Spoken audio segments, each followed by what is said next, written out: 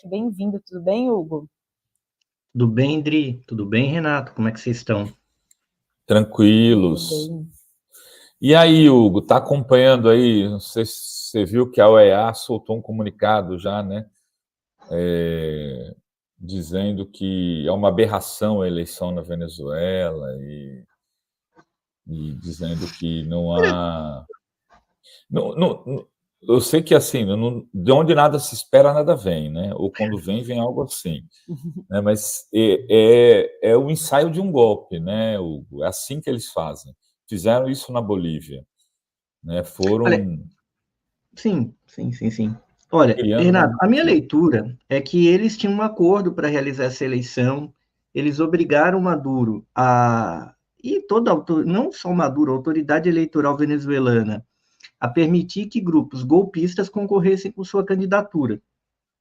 O setor da Maria Corina e do Edmundo, que até estava circulando nas redes aí, o tio Paulo da oposição venezuelana, eles são golpistas de direita extrema, ligados com o sionismo, ligados com o lobby americano.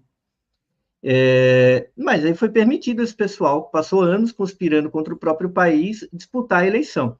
Muito bem. Só que, aparentemente, os Estados Unidos tinham expectativa de que eles vencessem nas urnas e se livrassem do problema. Não aconteceu. E não adianta a gente pensar, sabe, aquelas grandes teorias de que está tudo que é um grande xadrez em terceira, quarta, quinta dimensão. Não é. A Kamala Harris soltou um tweet um pouco antes, dando a entender que não foi o campo pró-americano que ganhou e meio que tudo bem. Ela soltou esse tweet, que era parte do acordo aí, que envolvia o Brasil, que envolvia todo mundo, que envolvia o Maduro, inclusive que foi essa troca. Qual foi o acordo e por que esse acordo?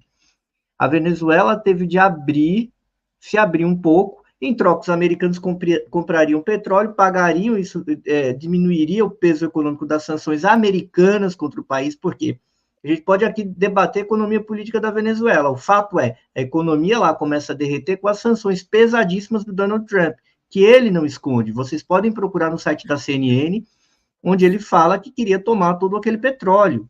Não tem segredo, não tem teoria da conspiração aí. Vocês pegam lá na Wikipedia, onde é que tem os dados de sanções contra a Venezuela. Peguem o verbete em inglês, traduzam. Vocês pegam a época que começam essas sanções e a época que a economia lá começa a cair num caráter de guerra, como se tivesse uma guerra, porque é uma guerra. O Biden só vai aliviar isso no segundo ano de governo dele, que acontece o quê? Guerra na Ucrânia. Como o Putin não caiu tão rápido quanto ele imaginava, aliás, não caiu até agora, nem nada indica que cairá, o preço do petróleo bateu na lua. Para segurar o preço do petróleo, você precisa colocar mais petróleo no mercado mundial. Aí é que eles buscaram esse acordo com a Venezuela, que, coitada, estava lá massacrada. Então, para fazer isso tudo, o acordo vai ter eleições lá, e os grupos pró-americanos. Quem é o grupo pró-americano? Tem lá uma galera radical, religiosa, sionista, ligada àquela alta elite venezuelana em Miami. Eles iam concorrer, iam bater chapa, só que os americanos tinham a plena certeza de que o Maduro não ganharia. E se ganhasse, meio que tudo bem. Só que quando sai a vitória do Maduro e eles veem a foto, alguma coisa aconteceu em alguma reunião em Washington que eles mudam rapidamente, mudam o tom do tweet da Kamala até o que eles vão falando, ainda que sem denunciar um golpe, eles vão criando um clima, porque a votação a gente viu, ela transcorreu na mais absoluta paz, cumpriu seu acordo. Havia uma tensão de fora, inclusive de atores como Milei que tinham interesse em botar lenha na fogueira. Criou toda aquela barbaridade em torno da embaixada venezuelana.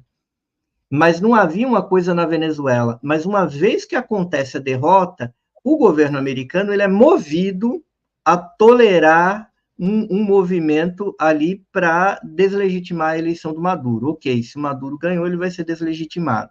Houve um ataque hacker contra a Comissão Eleitoral venezuelana, e agora há uma enorme pressão. Na verdade, o governo americano ele não entra de sola no primeiro momento, mas tem uma pressão de bastidor que incide sobre o Brasil, sobre o México, sobre a Colômbia. onde os governos mais alinhados com os Estados Unidos agiram de maneira dura, porque é uma parte vontade deles, porém também é ordem. Aí a gente vê o Gabriel Boric dirige muito mais esse processo anti-venezuelano, mais do que o Milei, que é só um palhaço, é um animador de auditório com um administrador de massa falida. Junto ao governo ilegítimo do Peru, da Dina Boluarte, que é um dos governos mais impopulares da América do Sul, junto ao Equador, que cometeu aquela barbaridade contra a embaixada mexicana e tem um governo até talvez envolvido em coisas bem pesadas em matéria de crime comum,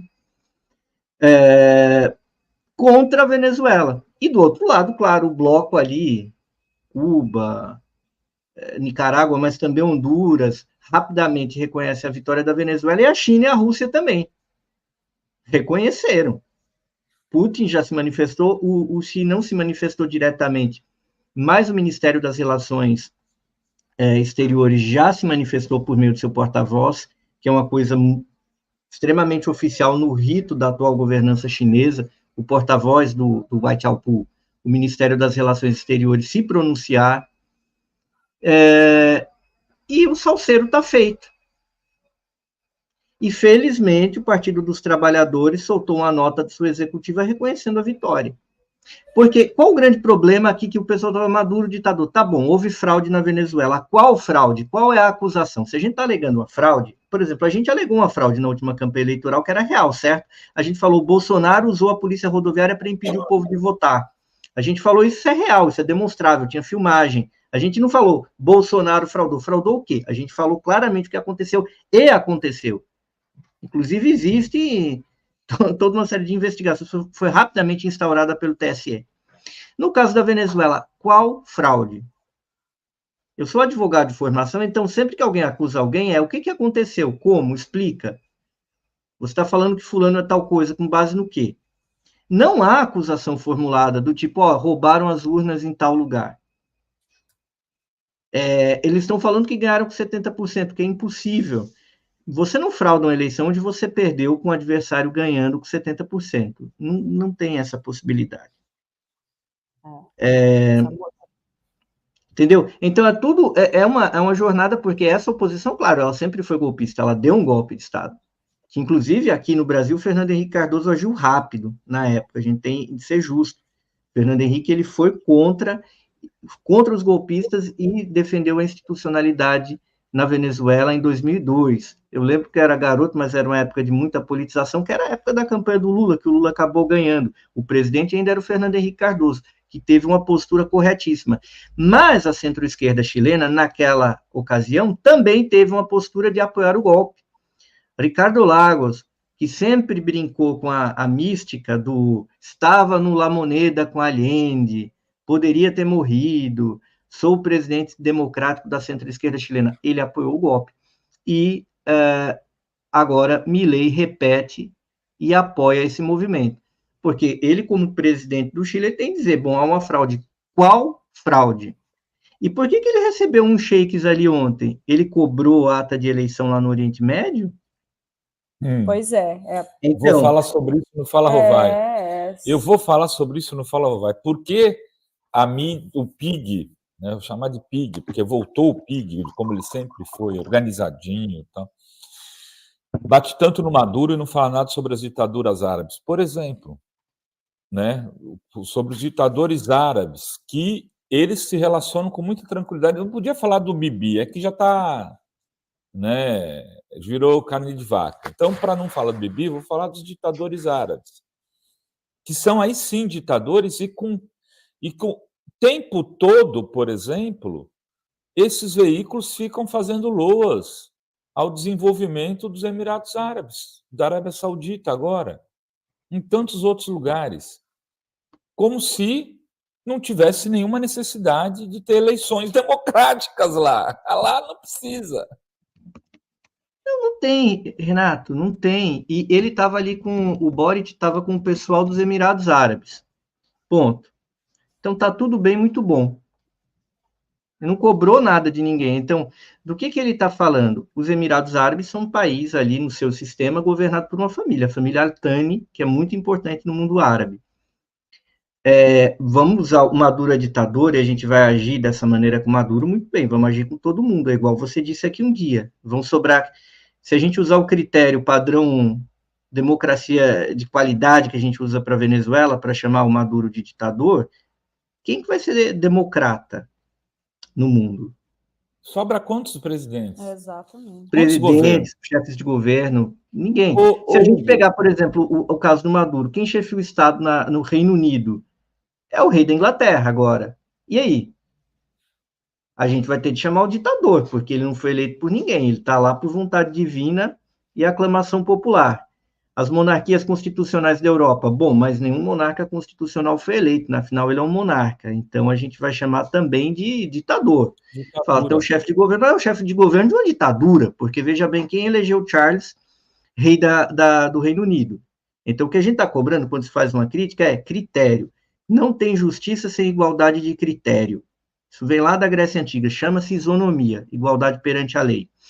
Quando a gente pega Venezuela, vamos usar o critério venezuelano? Não, é impossível, porque a gente também vai entrar em temas de vários interiores de inúmeros países do mundo. Ninguém usa, a gente usa contra a Venezuela. E o campo progressista brasileiro, uma parte dele, comete um erro estratégico muito grave, que é que depois isso é usado contra a gente.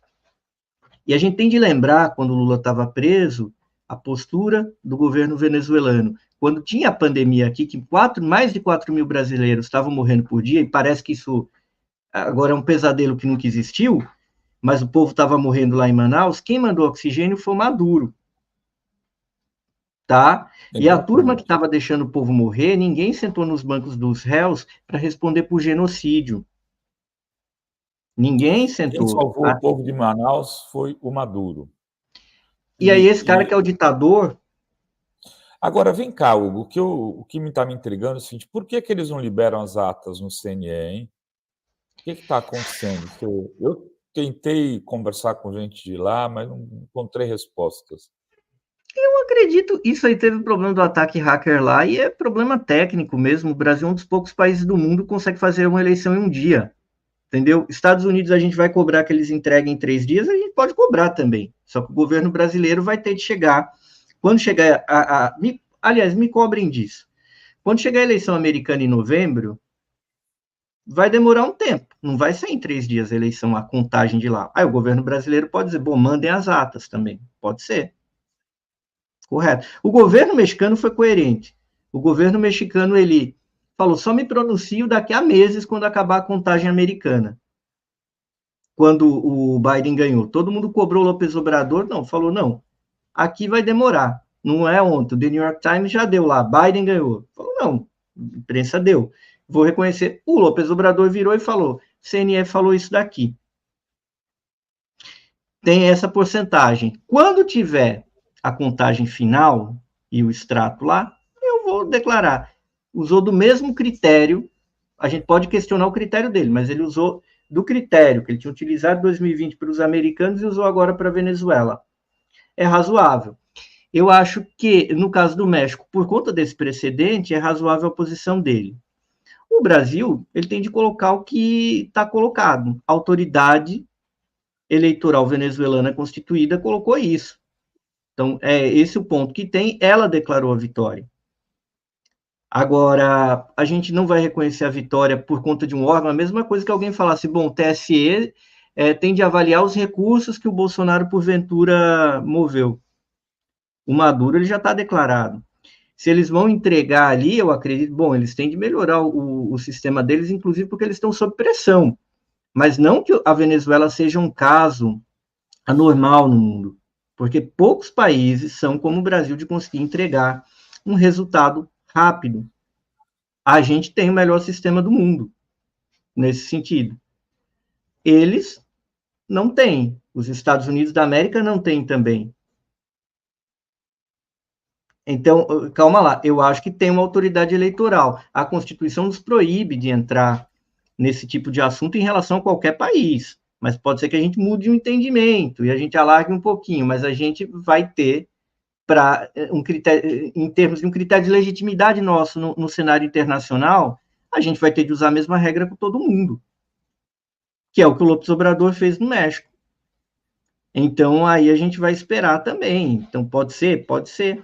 Agora, eu não acho que é bom, porque a posição do Brasil ali é importante na Venezuela para desautorizar movimentos lá dentro, como estão rolando de violência e de golpismo. Porque o Brasil pode falar simplesmente o seguinte: olha, a autoridade eleitoral da Venezuela, ela tem presunção da verdade. Como o judiciário brasileiro tem presunção da verdade. Certo ou errado se recorre, se luta, né? O Lula e o PT, de certa forma, aceitaram isso em relação ao Moro. Todo mundo questionou materialmente o conteúdo da decisão dele, enfrentamos, lutamos, mas a justiça brasileira sempre foi tratada com a presunção de veracidade, correto? Se recorreu, ninguém foi lá, vamos arrancar o Lula da prisão. Não, Lula ficou lá preso, recorreu, fez movimento, porque a justiça brasileira, ela tem uma presunção de estar falando a verdade. A Justiça Eleitoral Venezuelana tem também, o CNE. Por quê? Porque o Brasil tem relações com a Venezuela. O Brasil acredita em relações com a Venezuela. O Brasil manda um embaixador para lá, tem um embaixador na Venezuela aqui. Do mesmo modo, é como se a Venezuela quisesse. Não acredito no judiciário burguês do Brasil em relação a alguma decisão judicial que desfavorecesse uma empresa venezuelana aqui. Ela não pode. A Venezuela tem relações com o Brasil. Então, a decisão do judiciário brasileiro pode ser enfrentada nas instâncias superiores, mas a priori é verdadeira. Eles têm que tomar formalmente como verdade, porque você tem uma relação diplomática. Então, como é que a gente vai falar, eu quero a ata? Falar, olha, gente, você pode falar informalmente, politicamente, coloquem a ata, isso foi um erro técnico, foi fruto dessa hackeagem, vocês apresentem aí. Agora, isso nos ajuda. Agora, não tem como o governo brasileiro entrar nessa afobação e cobrar detalhe, gente. Porque o que eu estou vendo na Venezuela não é tão fora das coisas do que a gente vê na democracia pelo mundo, muito menos que a tal da democracia americana. Porque se a gente usar a mesma régua em novembro, a gente vai falar, opa, mas essa contagem aqui da Pensilvânia que vai dar problema. Wisconsin, que vai ser voto a voto, a gente vai falar, puta, não, vamos mandar alguém aqui para contar o voto lá. Porque isso não está batendo lá. O condado de Wayne, gente, será que ali aquela votação do condado de Wayne está batendo mesmo? Então, imagina a loucura que vai ser a gente entrar na minúcia de sistema de contagem de voto de um outro país com quem a gente tem relação e que não funciona. Eu não estou passando pano para a Venezuela, mas estou dizendo, isso acontece mais do que a média. Ou, por exemplo, a França agora, a gente chegar assim e falar, olha, Macron, cá entre nós, mas é meio estranho você não nomear a esquerda que ganhou, entendeu? Porque, veja, você tinha falado que você daria posse à extrema-direita caso ela tivesse maioria relativa na Assembleia Nacional, mas a extrema-direita falou que com maioria apenas relativa ela não topava o governo. Mas aí a esquerda tem maioria relativa e você não dá posse, Macron. Eu acho isso estranho. A gente está mandando um emissário aí para conversar, porque, veja, a gente não vai reconhecer o próximo governo, Conselho de Governo da França, a gente reconhece como presidente, mas o próximo Conselho de Ministro da França não vai ser reconhecido pelo Brasil, porque, veja, você nomeou de um jeito democracia francesa. Então, aí a questão da isonomia, a questão do critério, das relações internacionais. A minha opinião como militante lá da Venezuela é a minha opinião em relação a qualquer país. O sistema eleitoral ele tem de ser célere, ele tem de ser claro, ainda mais por todo tipo de questionamento que acontece e que eles sabiam que ia acontecer. Agora, até que ponto isso está no pé de um hackeamento? Do ponto de vista dos resultados, vistos assim genericamente, não há nada de anormal. Eu não percebo nada fora de um padrão do que poderia ser uma votação. Também seria muito esquisito que a Venezuela fosse fraudar uma eleição, o Maduro fraudar uma eleição para ter essa porcentagem. Entende? 51%. Tem lugares lá na Ásia Central que tem eleição fake, inclusive com apoio ocidental, que ninguém questiona, eleição no Turcomenistão. Eu acompanho essas porcarias todas, vocês sabem. Tem cara que ganha com 90%. Então, né, tem uma forçadinha de barra ali, e ninguém tá lá chegando no... Imagina, chegar lá no Emomali Ramon, lá no Tajiquistão, e falar, meu irmão, você tá popular aqui, hein? Que democracia pujante, você com 90%. aí realmente a gente vê que tem uma forçadinha de barra, tem uma eleição ali meio pro forma, mas tem uma eleição que o cara ganhar com aquela votação é esquisito. Falar, o Maduro, quando ganhou do Capriles, ganhou com 51%. Por que você vai fraudar para dizer que o cara ganhou com 51%? Você frauda pelo menos 60%, né? Foi 60%, foi 55%. Agora ganhou com 51%. Vamos exigir as atas nas eleições de novembro dos Estados Unidos. Quero ver. Você vai Agora, a posição do Brasil, pelo jeito, vai ser essa, né? Enquanto não tiver as atas, não vai reconhecer. É o que me parece, Hugo. Muito bem. Então, o governo venezuelano já falou que vai fornecer. Eles têm um prazo aí para fornecer. Eu acho que o procurador-geral não mentiu a esse respeito. Vamos ver no que vai dar essa novela. Aguardar. E aí também desarma, né? Porque aí você solta as atas e fala, tá aí, ó. Confiram. Agora, a crítica que eu faria é, sabendo que os caras iam armar isso, eu acho que o pessoal tinha esperança que por esses acordos a coisa não ia caminhar tanto por aí. Em alguns momentos você é atraído pelo otimismo. E aí baixa a guarda e dá esses problemas aí de sempre. Na última vez na Bolívia, teve uma queda suspeita lá na contagem de votos entre a central eleitoral e a contagem oficial, e aí a oposição acusou que teve um golpe, uma fraude ali, deu um golpe contra o Evo, que ganhou, conforme as pesquisas na Bolívia, mas foi acusado de uma fraude dessa forma. E também, de novo, com ação meio suspeita. Dá um golpe, acontece tudo aquilo que ocorreu na Bolívia, vai fazer eleição de novo e o MAS ganha em primeiro turno de novo. Então, por que não se alegou fraude um ano depois? Exatamente. Muito bom. Diga lá, Adri. Eu só leio aqui o superchat do Saulo Cruz, que diz: a mídia corporativa está doida para afirmar que o Lula apoia ditador. Como o Brasil está bem na economia, tentam jogar a Venezuela no colo do Lula. Tá doida para dizer, né? Lula apoia ditador Maduro. Muito obrigada, Hugo, pela análise aqui hoje. Vamos continuar acompanhando essa eleição na Venezuela. Valeu, boa semana para você. Para vocês também. Valeu, Hugo.